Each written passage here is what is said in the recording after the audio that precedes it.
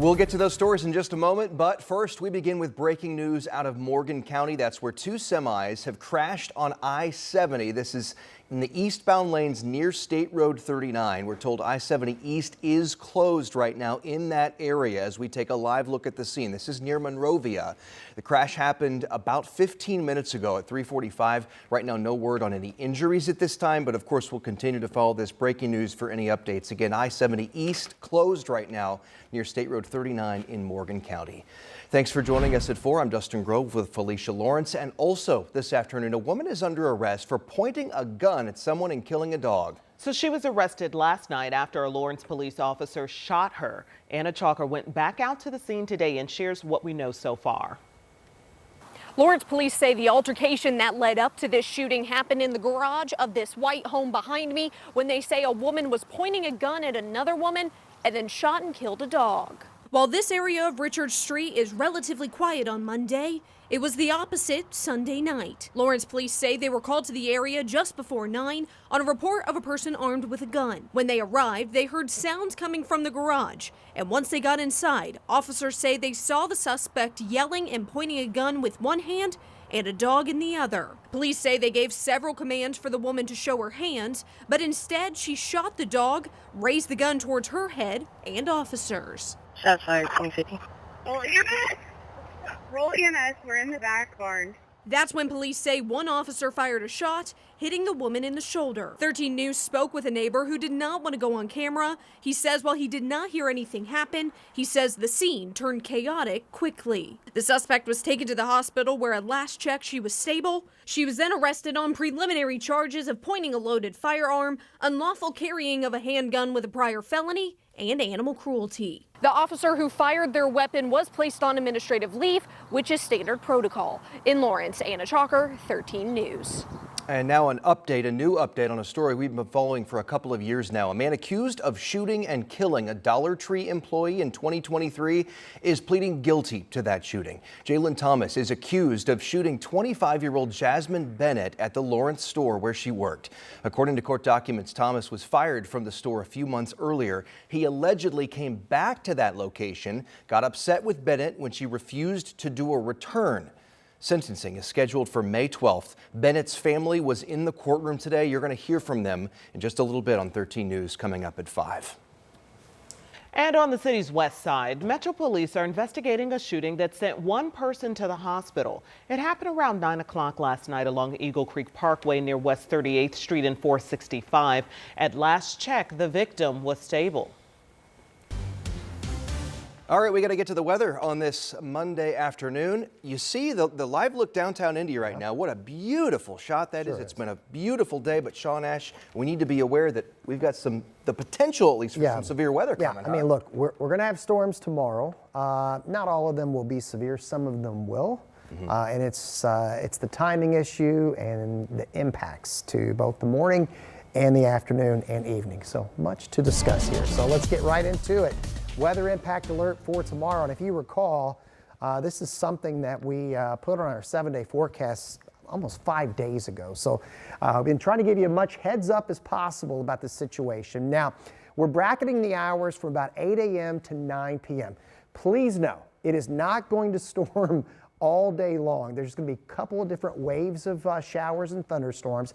Each storm on radar tomorrow will have heavy rain with it. Some of the storms, not all, will have severe gusts. And right now, the way it looks, there's just a very low chance that anything rotates tomorrow. So please follow our forecast. Make sure you have our free app on your phone. And also you have the EAS turned on because of the weather radio outage in central Indiana. You can find that at WTHR.plus. All right, so let's show you what's going on. As expected, storms erupting over Minnesota and Iowa, where there's that level 4 out of 5 risk. There's unfortunately going to be some long track tornadoes with this. Please know the environment and the setup over there is much different than what's going to be happening locally tomorrow. We're going to have more of a heavy rain and wind threat. Now, what will happen? These cells that are developing now that will be tornadic eventually form lines, but 1 or 2 of those are going to be arriving here tomorrow morning.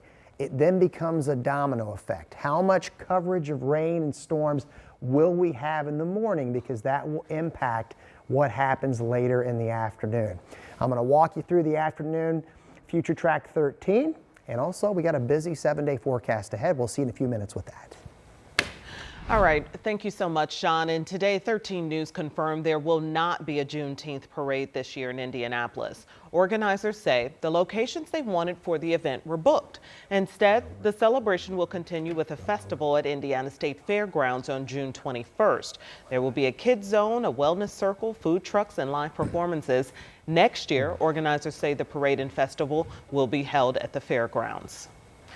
And some major changes are coming to parts of US 31 in Johnson County. That's right. This is a look over Franklin, where crews are installing a type of intersection that we don't very often see here in Indiana. Our Samantha Johnson looked into it. She shows us how it works exactly and why some drivers say, we're not too sure about that. INDOT says the plan for US 31 here in Franklin is to improve safety and improve traffic flow by cutting out several left turns on US 31. But residents who live nearby say they're not totally sold on the idea.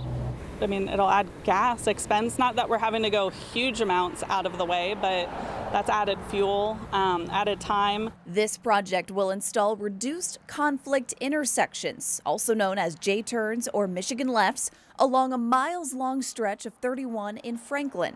So take a look. Drivers who want to turn left will actually go right, get into a designated turn lane before heading back the other way. The biggest thing, I guess, is that we'd be crossing 2 lanes of traffic, make the J-turn, and then have to rejoin traffic.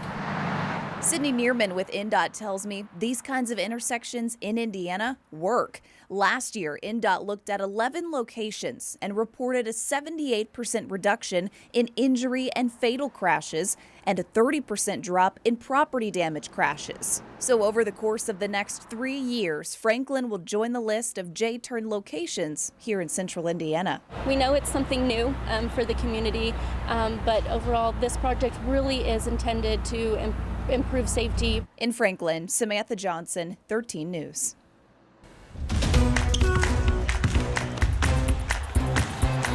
Indiana Fever training camp is underway, and the season is going to be here before you know it. That's right. Training camp started yesterday, continues today. There is a lot of excitement surrounding this particular Fever team. You've got the established core of Caitlin Clark, right? Kelsey Mitchell, Aaliyah Boston. Well, the Fever added a ton of winning experience to the team in the offseason. Clark talked to the media after practice about that today. She also said the vibes are good around this team, and she spoke on why year 2 with the Fever is a bit easier than year 1. Take a listen here. The pace and the physicality and all of that, you're used to it, you're ready for it, you're ready for at the speed of how things are going to move. I think that having that under your belt is kind of what's helped me the most here, but at the same time, like, it's a learning process for all of us. There's, most of the team here and most of the girls here are new players, so and the ones that have come back, new coach, we're just trying to learn in the same way and build relationships with our teammates. So similar in that regard, but at the same time, having a year under my belt is really helpful. Yeah, I talked with play-by-play announcer Pat Boylan today during the noon news about the season. A lot of excitement about it. He had a lot to say. You can check that out online. The Fever's first preseason game is Saturday at Gainbridge Fieldhouse. And WTHR is the local TV home of the Indiana Fever. We are airing 18 games here on Channel 13 and on our sister station, WALV. You can find the full schedule when you scan the QR code on your screen right there on the right-hand corner of your screen. It'll take you directly to WTHR.com/fever. I mean, I don't practice with them or really know them, but the synergy, the synergy of the team. It cannot be denied. It's there. You can't deny it. You can see it. And you've got this too. We're excited about this. Look at this, folks. So the month of May is almost here. I mean, we are just hours away. And the signs, they're already popping up downtown. The JW Marriott now featuring the logo of the 109th running of the Indy 500. And this is just the start of this week's festivities. Tomorrow, the pace car for this year's race will be unveiled at 1 o'clock at the Speedway. Then on Wednesday, it's the 500 Festival kickoff to May. That starts 11 a.m. on Monument Circle.